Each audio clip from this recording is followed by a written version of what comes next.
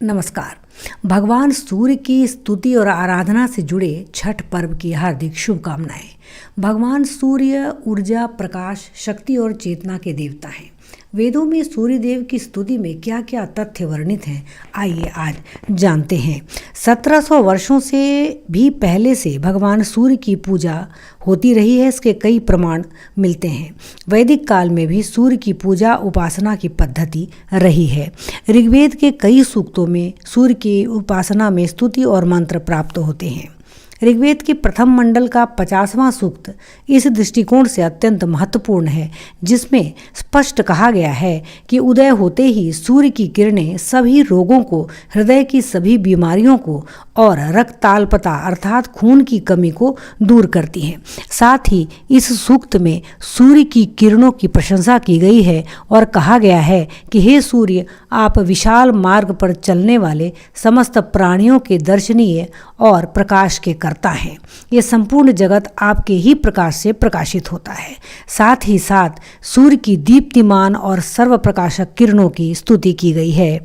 अथर्ववेद के तीसरे कांड के 7वें सूक्त में स्पष्ट कहा गया है कि सूर्य का प्रकाश दिखाई देने वाले और न दिखाई देने वाले सभी प्रकार के प्रदूषित जीवाणुओं और रोगाणुओं को नष्ट करने की क्षमता रखता है। साथ ही साथ सामवेद के उत्तरार्चिक के 13वें अध्याय का जो तीसरा खंड है, उसके सभी मंत्रों में सूर्य की स्तुति की गई है। कहा गया है कि सूर्य प्रकाशवान हैं, वे प्रजा का पालन करते हैं, यजमान को निरोग बनाते हैं, लंबी आयु देते हैं, हवा बहाते हैं और सबके रक्षक हैं। वह बेहद प्रकाशवान हैं और अन्न और बल के प्रदाता हैं। साथ ही साथ वे धर्म से स्वर्गलोक को धारण करते हैं। सूर्य ज्योतिष्मान हैं, क्षमतावान हैं और पूरी पृथ्वी को प्रकाशित करते हैं। वे धन को जीतने वाले हैं। उनकी ज्योति विशाल है। उनकी ज्योति संपूर्ण विश्व को जीतने और पालन करने वाली है।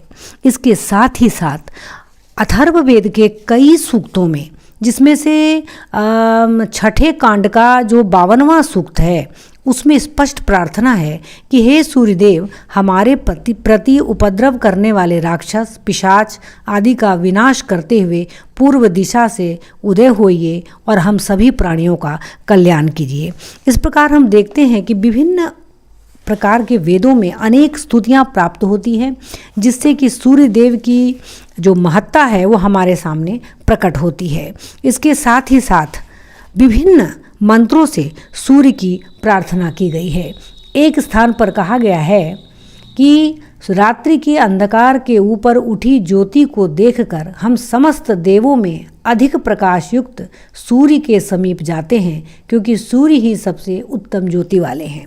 वस्तुतः सूर्य पूजा की यह जो वैदिक परंपरा है, वह अब इस वर्तमान समय में भी छठ पूजा के रूप में दिखाई देती है।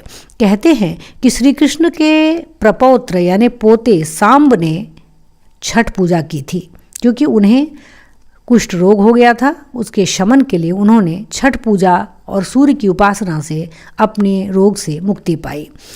महाभारत में पांडवों के भी छठ करने का प्रमाण मिलता है कि द्रौपदी ने छठ किया था।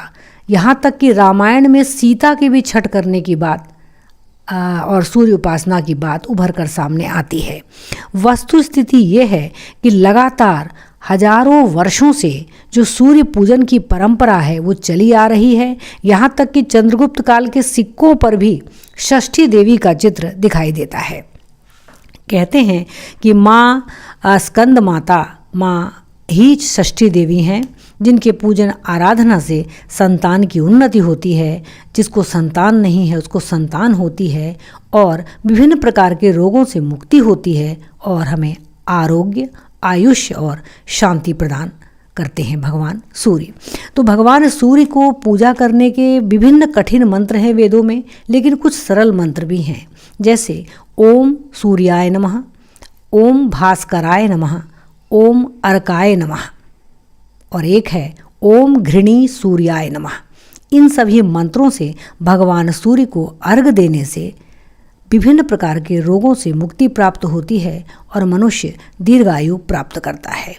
तो आइए इस छठ पर्व में हम भी सूर्य को अर्घ देकर अच्छे आयुष्य और शांति की कामना करें।